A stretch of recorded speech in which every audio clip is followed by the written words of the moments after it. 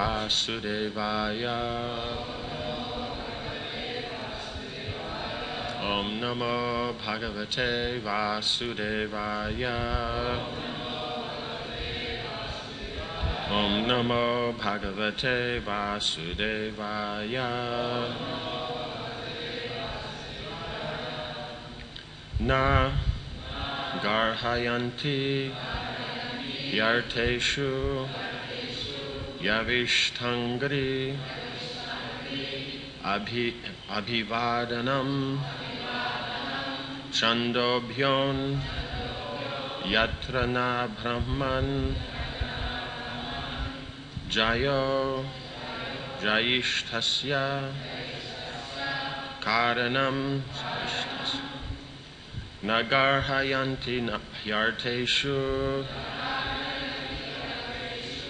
Yavishtangrabhivadhanam Chandobhyon Yatra na Brahman Brahm Vayo Vaishthasya Karanam Nagarhayanti Yarteshu Yavishtangrabhivadhanam Chandobhyo Natra na Brahma Yatra Vayo Jaishthasya Karanam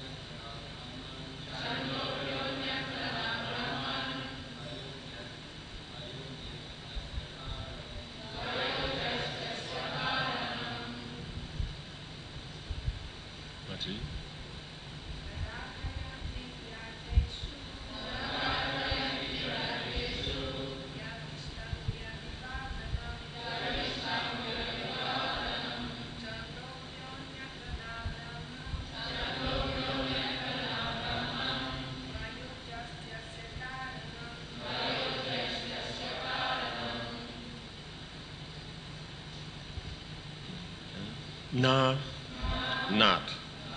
Garahayanti, forbid. He, indeed. Arteshu, in acquiring interests. Yavishta, angri, at the lotus feet of a junior. Abhivadanam, offering obeisances. Chandobhya, the Vedic mantras. Anyatra, apart from. Na, not. Brahman, O Brahmana. Vaya, age. Jaishtasya, of seniority. Karanam, the cause.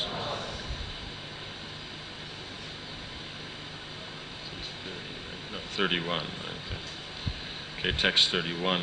Dear son, we have been defeated by your enemies, and therefore we are very much aggrieved. Please mercifully fulfill our desires by relieving our distress through the strength of your austerities. Please fulfill our prayers. Text 32. Since you are completely aware of the Supreme Brahman, you are a perfect Brahmana, and therefore you are the spiritual master of all orders of life. We accept you as our spiritual master and director, so that by the power of your austerity we may easily defeat the enemies who have conquered us. Purport. One must approach a particular type of guru to execute a particular type of duty. Therefore, although Vishwarupa was inferior to the demigods accepted him as a guru to conquer the demons. Text 33. The demigods continued, Do not do not fear criticism for being younger than us. Such etiquette does not apply in regard to Vedic mantras. Except in relationship to Vedic mantras, seniority is determined by age. But one may offer respectful obeisances even to a younger person who is advanced in chanting Vedic mantras. Therefore, although you are senior in relation to us, you may become our priest without hesitation. Purport. It is said, Vridatvam vayasa vina. One may be senior without being advanced in age. Even if one is not old, one gains seniority if he is senior in knowledge. Vishwarupa was junior in relationship to the demigods because he was their nephew. But the demigods wanted to accept him as their priest, and therefore he would have to accept obeisances from them. The demigods explained that this should not be a cause for hesitation. He could become their priest because he was advanced in Vedic knowledge. Similarly, Chanakya advises, Nichad apyuttamam jnanam. One may accept education from a member of a lower social order. The Brahmanas, the members of the most elevated Varna, are teachers, but a person in a lower family, such as a family of Kshatriyas, Vaishyas, or even Shudras, may be accepted as a teacher if he has knowledge. Sri Chaitanya Mahaprabhu approved of this when he expressed his opinion before Ramananda Rai, Chaitanya Charitamrita Madhya Lila 8:1-8-28. Kiba Vipra, Kiba Nyasi, Shudra Kene Nai, Jai Krishna Tattva Veta, Se Guru Hoy. It does not matter whether one is a Brahmana, Shudra, Grihastha, or Sannyasi. These are all material designations. A spiritually advanced person has nothing to do with such designations. Therefore, if one is advanced in the science of Krishna consciousness, regardless of his position in human society, he may become a spiritual master.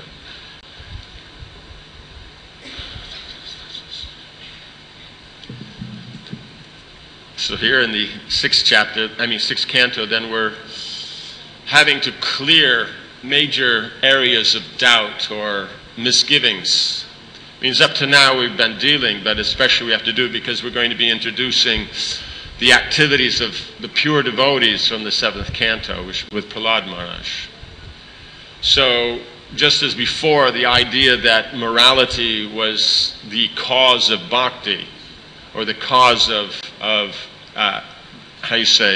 ultimate elevation had to be removed with this story about Jamil, that it's about bhakti, devotion to the Lord. Here then also the position of one with knowledge, right? Because knowledge is the topmost aspect within the Vedic culture, since the Vedic culture is about how to become knowledgeable about who we are, what is the material world, who's the Lord in our relationship. So that means knowledge is the highest. Now of knowledge, now devotional knowledge is the highest.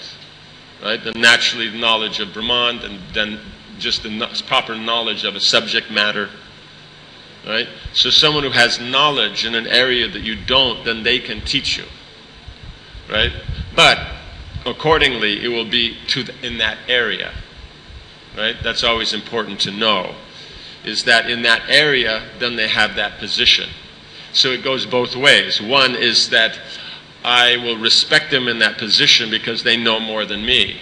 And at the same time, is that area that they know, that's where they will be respected as superior. Does that make sense? In another area that they don't, then it may be junior. Does that make sense? When you're dealing with the material knowledge. When you're dealing with bhakti, then that's always a superior position. Though you may not necessarily ask them about certain practical affairs if they don't know. Does that make sense? Yes? No? Okay. So these are important considerations because we see that Indra, then because of his facility, his opulence, and his position, then the common thought is, therefore I'm superior in everything. You find it's a very, very common mistake that people made. If I'm superior in one area, then I make the mistake that I'm superior in all areas. Right? Does that make sense? So you see, parents can do this, managers can do this, administrators can do this, even somebody with a particular kind of knowledge. Then they have a tendency to think, I'm superior in this, I'm superior in everything. So then they can't apply this teaching that's being given here in the Bhagavatam, and one ends up like Indra, making a mistake and not actually properly respecting others. So the point is if you respect the seniors, everything will flourish. Right? You don't respect seniors, it doesn't work. You can't say, no, but what about this and what about that, and unless the seniors are perfect, it's not going to work. That's not what it's saying here. There's a principle at work. Right? The principle is you respect seniors. You apply the principle, it works. Now, if you apply principles on seniors who are more respectable, you get greater result. Right? Not that, oh, you don't get any result until everybody's perfect. Because if that's the case, then the individual shouldn't get any result until they're perfect either. Right? We always notice it's generally when we deal in these areas, especially culture, it's always a one-way street. Right? And in fact, there's probably down at the end of the street those funny little things that pop up with the things that rip your tires to shreds. You know, just to make sure nothing comes back that way. Right? So the whole point is that Indra is making this mistake and he's defeated. Right? And then the demons, what's given in contrast is the demons who by nature tend to disrespect everybody because of this same problem that Indra has. Right? Because he's being proud and puffed up by his position and opulence. Now, they figure out that they need to respect Sukracharya. Right? So, now Sukracharya is materialistic, they're materialistic, but because the principle of respect is being applied, they are successful. So there's no question of not being respectful and getting any material results. It just doesn't happen. Right? So if devotees are interested in material development, you have to be respectful. So this thing is where we're going to make everybody equal and at the same time we're going to be prosperous is never going to happen. It can't happen. It's an illusion that such a thing can happen. It's due to respect that it happens. If that respect is there, things work. As soon as the respect is gone, at that point it starts to fall apart. It's that simple. We may like, we may not like. You know, our background, we're being, we're trained to be cynical of authority. And we think that this is good, but the point is how prosperous is it? Right? Does that make sense? How prosperous is it?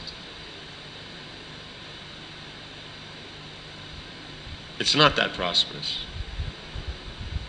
So, therefore, when these things are done in this way, it works. So that means you have to be able to respect anybody, right? As being given before. That anybody, what he mentioned about that, let's see, which was this? Okay, yeah, what is it? The Acharya, the spiritual master who teaches all the Vedic knowledge and gives initiation by offering the sacred thread, is the personification of all the Vedas. Similarly, a father personifies Lord Brahma, a brother, King Indra, a mother, the planet Earth, and a sister, Mercy. A guest personifies religious principles. An invited guest personifies the demigod Agni, and all living entities personify Lord Vishnu, the Supreme Personality of Godhead. So when we say we treat everyone equal, it means we treat everyone with respect. Now, we have the intelligence to make a distinction of what kind of area of respect everybody is getting. Right? We have to be careful that this concept of equality it's not the Vedic is equality, bring everybody up. The modern is bring everybody down. You have to be very clear on that. That is exactly what's happening. It's not about making everybody respectful. It's about making everybody not respectful. Right? Otherwise, why is there such lack of prosperity in the modern system? It's really hit or miss. You don't know what it's going to be. Is today going to be okay? Is it going to be a recession? Things going to go up, down? There's no stability because there's no respect. Simple. One may say, no, there's so many factors. No, those are the mechanics. The principle is if there's no respect, the mechanics are going to work against you. And if you just see the mechanics, you'll try to make this arrangement, that arrangement, but that's what it says. That's the demoniac mentality, is simply looking at the externals, the secondary features, how to make adjustments so that everything works out nice for me, which it never does. That's what the materialistic person does. They spend their whole life trying to make adjustments to the secondary and missing the point of the primary. So these things have to be cleared for us to be able to appreciate Prahlad Maharaj. Right? Because Prahlad Maharaj's position is that of pure devotion. Right? All these others with mixed devotional service, you see, the demigods, they're devotees. They're all devotees. But they're mixed. So we see here, Indra, though he's a devotee, he becomes proud. And because of that, he loses the position. You can't say, well, we're a devotee, we can do whatever we want. No, we're a devotee, we're supposed to do whatever Krishna wants. Does that make sense? So one has to be very, very careful in this position. So now they're pointing out, because of all of the positions of knowledge, influence, wealth, and age or skill, technical skill, that knowledge is the highest.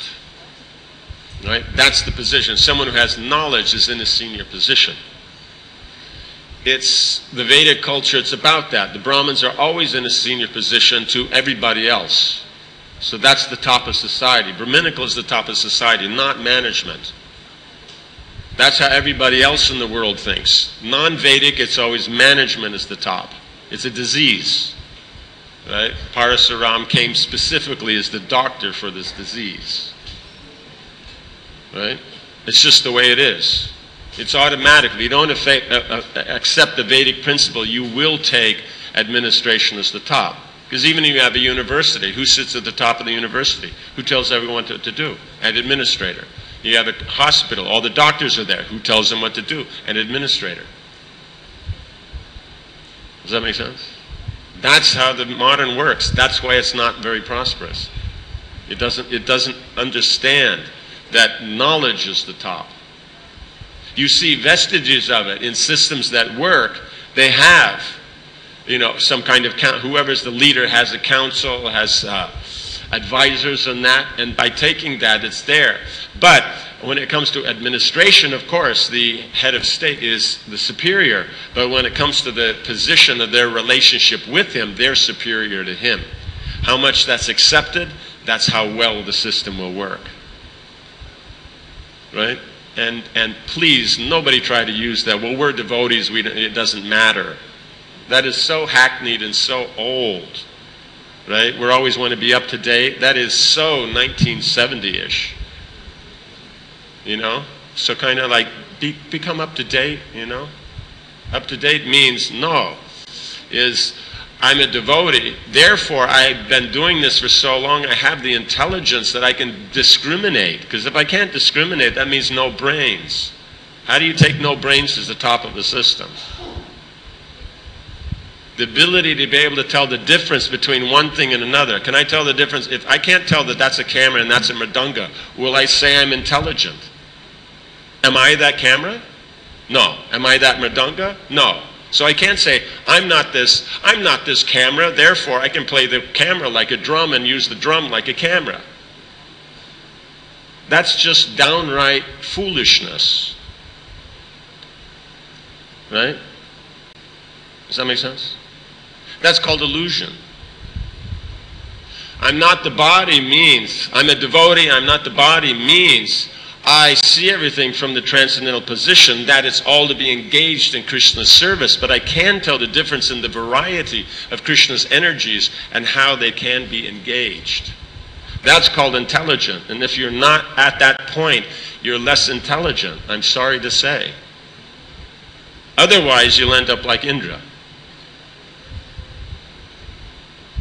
I'm in charge, therefore I have an opinion about everything and my opinion's the last opinion. No. My decision making in the way of management is the last point. But as far as what is knowledge, that's according to who has it. See, that's the thing. That's the Vedic has that ability. They're not insecure.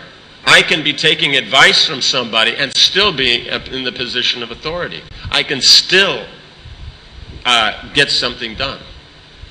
Right? Because the decision of the king, he's the final when it comes to administration, but he's not the final when it comes to knowledge. The Brahmins are. So he, taking the advice of the Brahmins, then applies that. And then that makes him the head of administration, or the head of management, or the head of whatever it is that you're doing. Does that make sense? So that's the principle. We have to be able to understand this. Otherwise, one cannot develop as a community. Right? Because if you can't discriminate, there's no way that you can do. If you can't tell the difference between a butter knife and a grater, you ever tried to put butter on a piece of toast with a grater? I mean, you could look at it, well, hey, I can do the whole bread in one time, it's really good, put the butter along the bottom, it's got the great handle, you just kind of pull it across, You could. You understand? But the point is Krishna has designed things in this world for a specific purpose. It's Krishna who's made them, not us. We think because I've made them, I can use them however I like. No, Krishna's made them. We have to use them how he says. Therefore, there is an order. You have to respect knowledge, administration, money, skill. We always have to remember, this is the order. Skill is on the bottom. Knowledge is on the top. Influence is then below that, then wealth. There is an order. As soon as you try to go, well, I got the money, so I'm in charge, then everything falls apart. Or I'm administrative authority, I don't have to listen to anybody, it falls apart. Or if it's about skills, that's the only thing. So knowledge is theoretical and all these, if you have the skill, then that's what's going to make it happen. Then that's wrong. And if you look at it, these are the statements of modern society. Right? Education is all about getting skills, which means Shudra. Right? They can't teach you how to administrate or to make money. There is no school that does that. You can associate with people who make money and administrators and learn it. But academically, you can't learn these things. It's not possible. You can learn a skill. Does that make sense? So that's why the Vedic didn't focus on the skill, it focused on the character, on the knowledge, which is the highest. Because that's the commonality of the whole culture. Everybody has the same experience in knowledge and lifestyle. Then you have a culture, because everybody's different. Somebody is knowledge, somebody is administration, somebody is money, somebody is skill. Then it works. But the common point is the knowledge of the relationship with the Supreme Lord. Okay.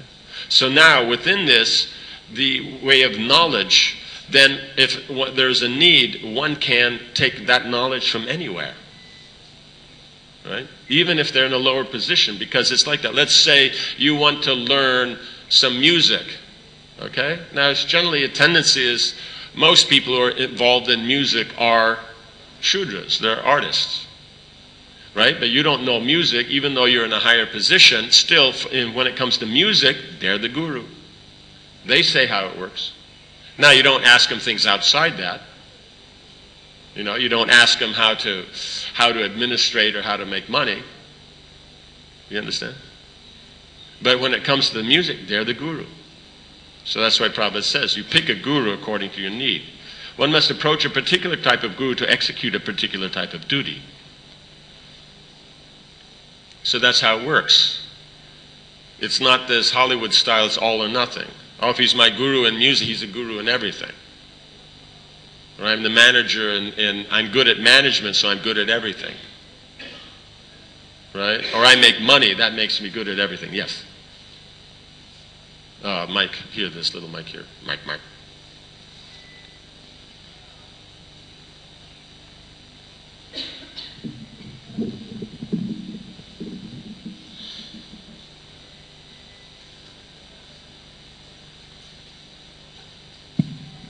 Hare Krishna. Thank you very much.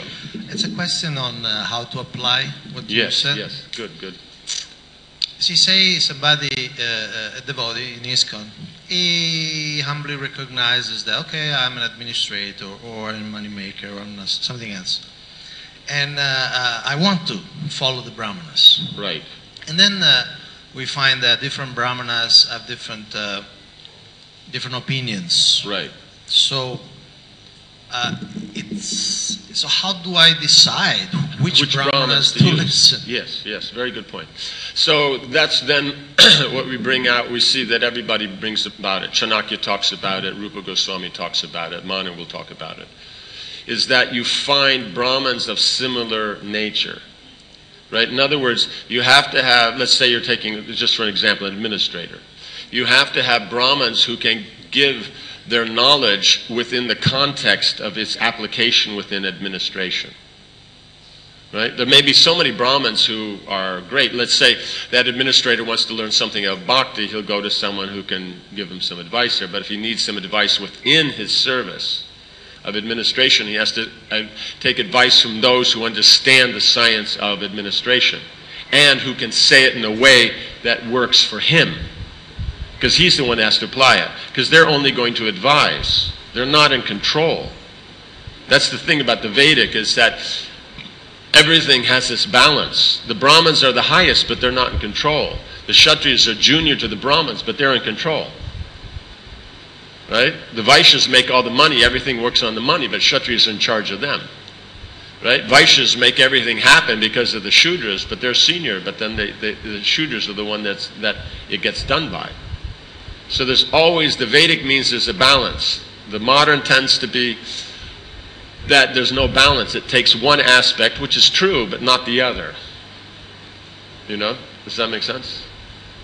It means they take the thought that I'm the authority, but I don't have to listen to anybody. No, I'm the authority and I have to listen to people. And I have the authority to explain, but I'm not the decision maker. Right? You have to have both these. So when you have that combination of Brahmins who understand the limit to their advice, and Kshatriyas who understand the limit of their administration, and they have equal nature, then bingo, that works. So therefore it's very personal. It's not just a generic, the principle is generic, but its application is always personal. So that means you choose those and there might be someone who's better, but they can't give the advice in the right way. So therefore you pick those who can. Because practical means the practical application is what you want to get. Right? Because the Vedic concept is you're starting with authority, then you make it practical. Right? The modern is you start with the practical, and then if the theory supports it, great. But the Vedic is you have to start with the theory and then make that theory practical. So it has to work for the individual in the situation. So?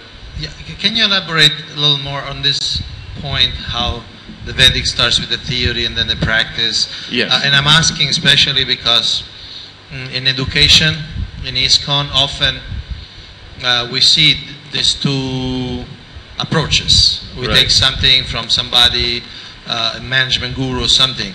Right. And then we attach some shloka or something that looks like it's the same thing. Yeah, no, it should go the other way around. So how to do that practically? Okay. The first thing is, if you want to be successful in education, if you want to be successful in anything, but since the question is on education, we'll use that as an example. You have to be able to distinguish between what's primary and what's secondary.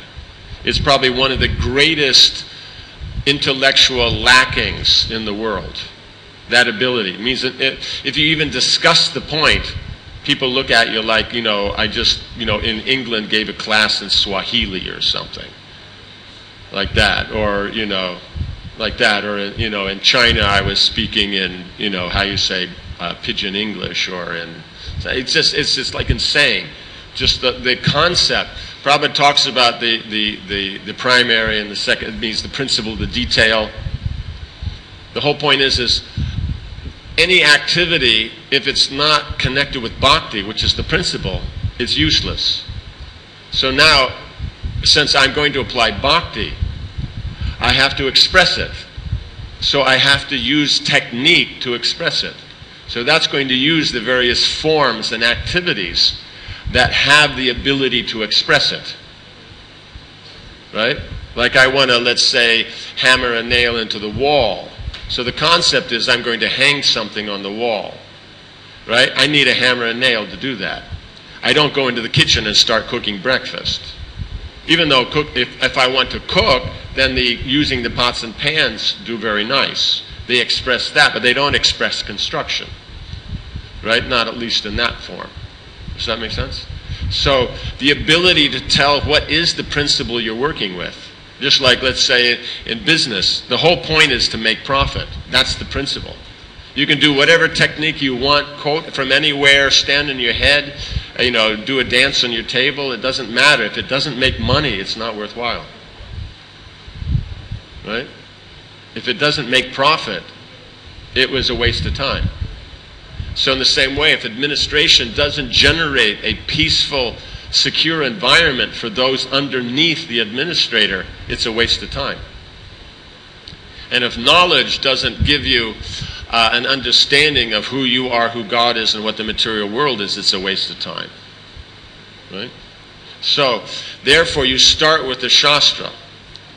And the Shastra makes a point, a principle. Then we have to be able to see, okay, now how did the great personalities apply that? That's going to be your Smriti Shastra. Then from that, how did the Acharyas, the third step is, how did the Acharyas explain this point? And other senior personalities, right? Then the fourth stage is, now how do I personally apply that in my life? Right? So in other words, the management guru, okay, that's the next level up. That's the third level. The management guru is the third level. Right? And I'm the fourth level. I have to apply it. But the point is the first two are missing. Why does the point that the management guru make, why does it work? Because it's in line, if it does work, it's in line with a particular laws of nature that's given by Krishna. But the problem is because they're only seeing the secondary aspect, that management guru. It can only be applied according to the way he describes it in a particular area. Like if I have the particular situation that he talks about, I apply it, it works like a charm. But if it's not that particular situation, it doesn't work. So therefore, then they write more books to try to show you how to get your situation to look like theirs. As opposed to, this is the principle, and this is what you're trying to get. Sometimes they touch on it. It means they're getting a somewhat of an understanding. Otherwise, why are they generally always able to apply it? But in their discussions and their works, they're only talking secondary. They don't talk about the primary because it's just a feeling. That's just coming from their karma. Because they don't know the connection back to Shastra. So that's why the advantage is there in devotees is they know the Shastra. And so, but generally devotees have never studied from that angle. I remember back in the 90s, a devotee was discussing all these social elements and things in families and management. He says, where do you get all this knowledge? And I said, from Bhagavatam. And their answer was, no, it can't be from there. Bhagavatam's just philosophy. Because devotees, at best, look at it as philosophy. But they don't look at it that, no, these are practical applications. That's why the Purana is considered the superior literature. For especially us, Kali Yuga, is because it shows the example of applying. It already shows these first three steps. Right? And then we take that and trying to catch it. In other words, if I just give the principle, we may not get it. That's the Upanishads. They just give the principle. And then you use your brain and apply it. Just like we see with what were they called? The sons of Daksha, those groups of the sons of Daksha. The first group, he just came and gave this analogy. And they took it, contemplated it, figured out what it meant, how to apply it in their life, and they walked off to the forest. So he spoke for 5 minutes. They contemplated it for some days, and then understood it and got the benefit. Right? But then for the Puranic explains it and shows how people applied it.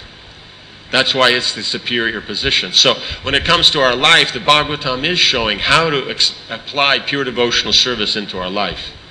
And because we want pure devotional service, but we may not be on pure devotional service, then these first 6 cantos show how people in mixed devotional service applied the concept of pure devotion within their material position, and were successful. So this is one of them. You respect Guru, it works. You don't respect Guru, it doesn't work. And here it's talking about the principle. Now yes, you respect Brihaspati, who's in a better position, then you're going to be stronger than someone who's respecting Sukracharya, who's not in this stronger position. Both great Brahmins, but their position that they're taking is not more ideal and less ideal.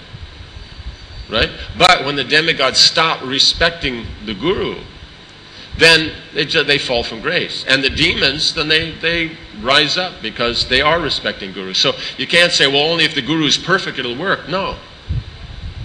Just as a practical example, you look back into the 80s, the early 80s, there was never a time in our movement that wasn't more prosperous. Why? Because the respect for Guru was so strong. Right? But when that was broken, then immediately, there's been no prosperity hardly since. So now if you look, individual zones or areas where they have that respect for the Vaishnavas or the Gurus, the senior devotees, then that zone prospers. And where they don't, it's not getting anywhere. It's simple. It's not even esoteric. Right? So that's the difficulty is that when that is there, it works. So that's what it's pointing out. It's a principle. Now, of course, within that, you choose someone who is, for you, somebody you can respect, who can give instruction and direction according to what you can apply in your life. That's what you're looking for. Then you'll be successful. But this idea of just making everybody equal, it's never going to get anywhere, because if you look at it, who professes these things? Generally intellectuals, and how successful are they? You know what I'm saying? They're nice people, but I'm just saying the ones that are very modernistic and don't respect anybody, they don't have anything. They're very middle class. We're middle class, our middle class will be middle class. They're not going to get it, they're not going to move forward.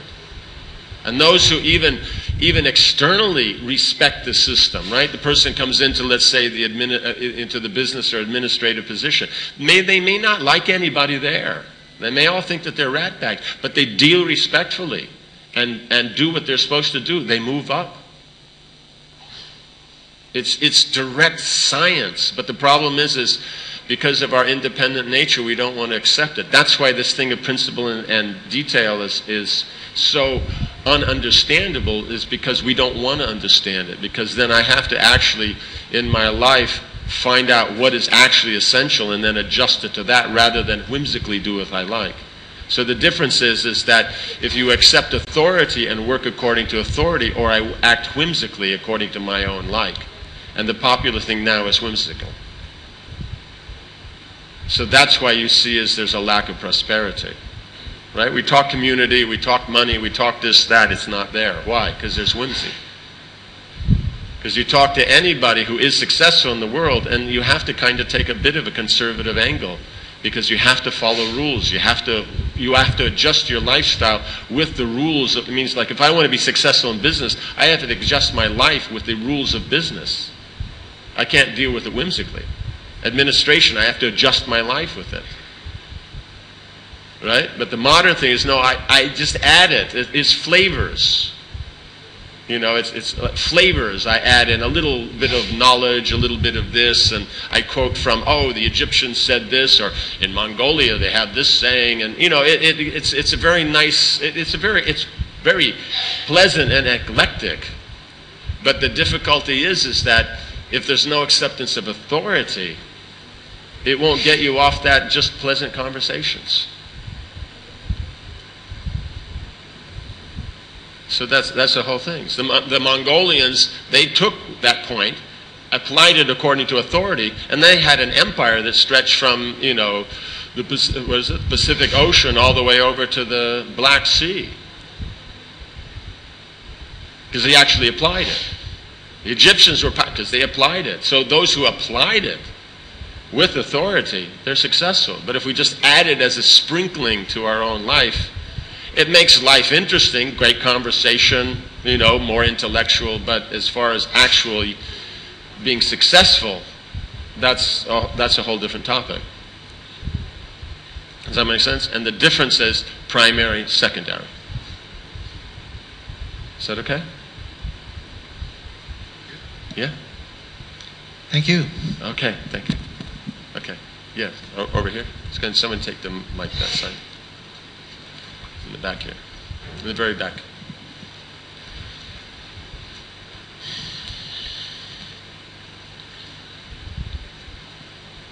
Maharaj, to be honest with you, this part of the Bhagavatam really confuses me. This one, yeah. Because I can't see being any more disrespectful to your guru than cutting off his 3 heads. That's there. We're not talking about that. Then what happened to Indra? Then he went down again. Yeah, but still, Indra was successful. He kept a hold of his kingdom and like that. No, but he had to hide in a lotus stem. Yeah. You know what I'm saying? In other words, when he's respectful, things go nice. When he's disrespectful, it goes bad. Yeah. That's what's to learn. So in other words, he was disrespectful. The demons came. They took over everything. They become respectful again. They worship Vishwarup. Everything starts to pick up again. He kills Vishwarup, then it goes down again. So in other words, one has to be consistent in the respect. And if that's there, then the result is consistent. Like that. So that's the point. Another thing I wanted to ask is that sometimes I read this section of the Bhagavatam and it seems to encourage guru hopping. Guru hopping. Yeah, in other words, you blow away one guru, you blow away Brihaspati, then you go to Lord Brahma and he says, okay, pick up this other guru, he'll help you here. Because it's on the material platform, that's basically what you're doing. Right? Let's say, like I said, you want to learn music, you learn from somebody who's there. You don't get from them anything else. Then let's say you want to learn driving, you learn that from that person, or cooking from that person. Yeah, but when I read this section of the Bhagavatam, there's a certain exclusivity. He is my Lord, birth after birth. Like this. No, but that's just the point. Is that branch of knowledge is coming from Krishna, so that respect for it, since that knowledge is eternal, therefore that respect is eternal. Though the position of actual interaction may not be, but you're basically respecting them as the representative of the Lord in this knowledge. So therefore, you can use those terms. Does that make sense? Like that.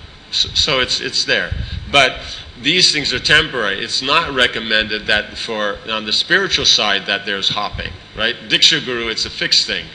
Siksha, then that will be broadened to a wide range, and so whoever is available in the situation, then you're taking advice from there. Someone comes through, while they're there, you listen, you try to apply that, but then they go. Then the next person comes, you listen. Like that. Or you're in this temple, so you listen to these devotees. After a few years, you're in another temple, you listen to those. So that's siksha. So that can work that way. So all these other things are siksha. So only it's fixed in diksha because of that connection with the Lord on the spiritual platform. The other ones, you're connecting with the Lord, but on the material platform.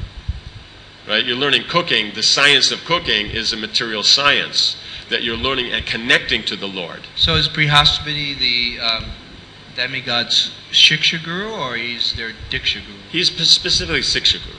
Shiksha. The Vedic works off of Siksha Gurus. Pancharatrik has Diksha. Like that. But the Vedic doesn't have Diksha as such. So those statements like he is my Lord, birth after birth, applies to Diksha Guru, but not to Shiksha Guru. No, it would also apply to Siksha, but the point is it's not that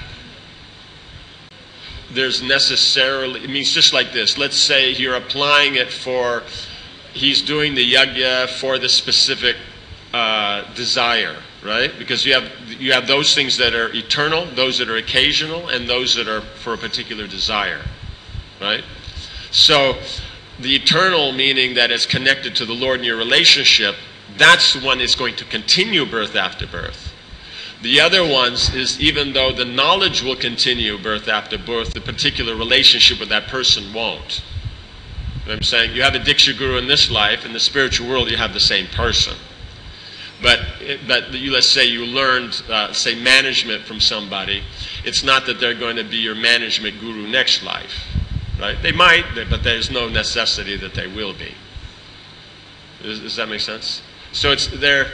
In other words, there's the cultural aspect, and then there's the eternal aspect, and you just have to see which ones apply where. So it has some subtleties, but the basic principle is knowledge is Krishna. So we're respecting Krishna on that, and it's coming through this person. So I offer that respect to Krishna through this person, though my relationship with this person may not be eternal in that way.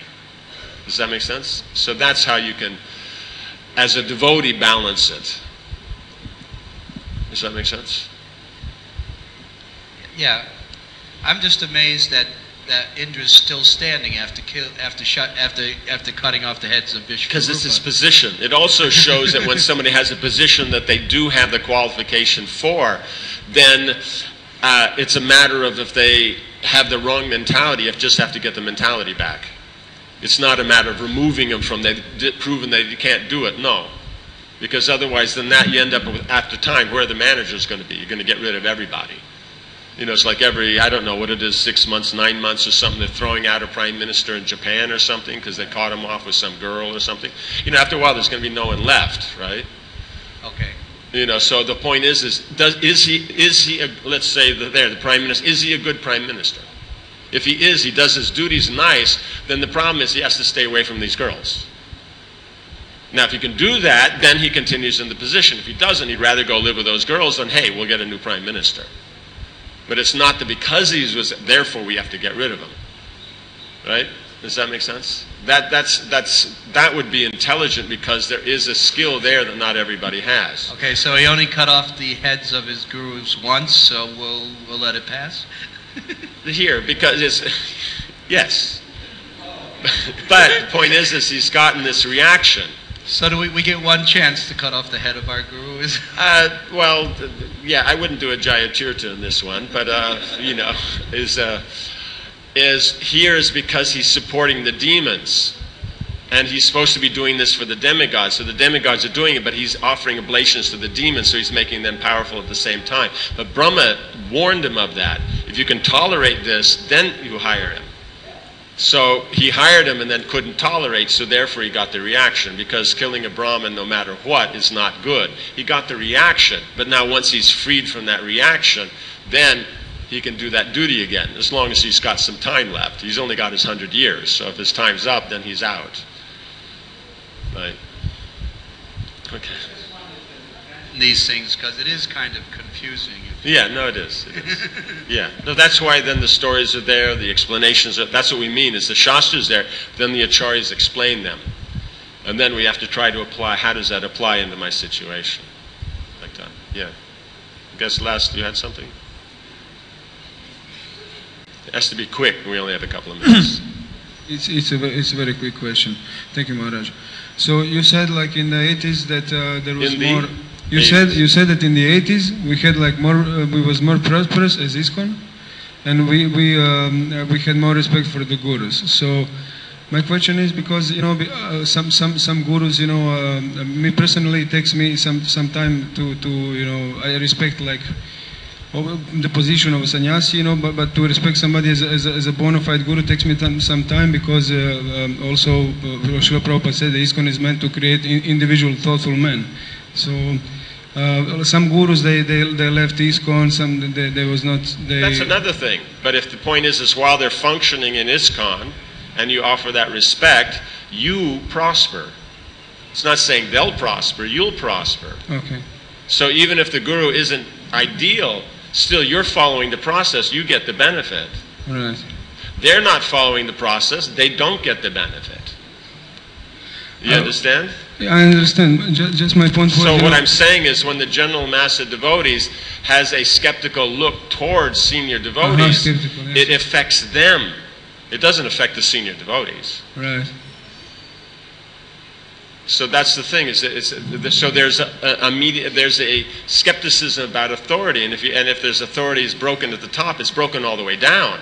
Because the person thinks, I will just have about this position, but then also then any ISKCON authority, parents, sannyasis, teachers, managers, nobody's respected. You understand? So then how prosperous can it be? The position has to be respected. You may not like the person, but you have to respect the position. Right.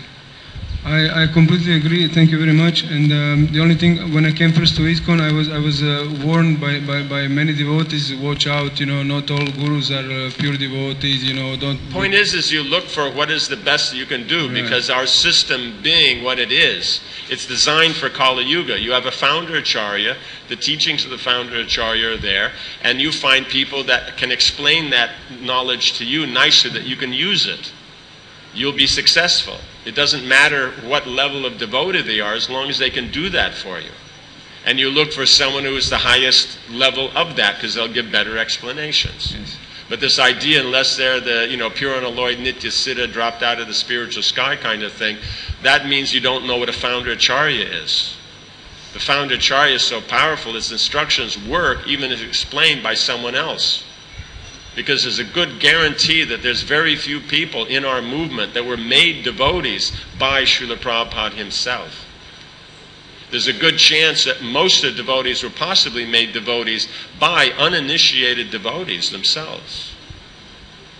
And that being the case, why is that? Because the potency of the instruction of the spirit of the founder acharya is so powerful, it works. You just have to deliver it. That's why Prabhupada gives the example of the mailman.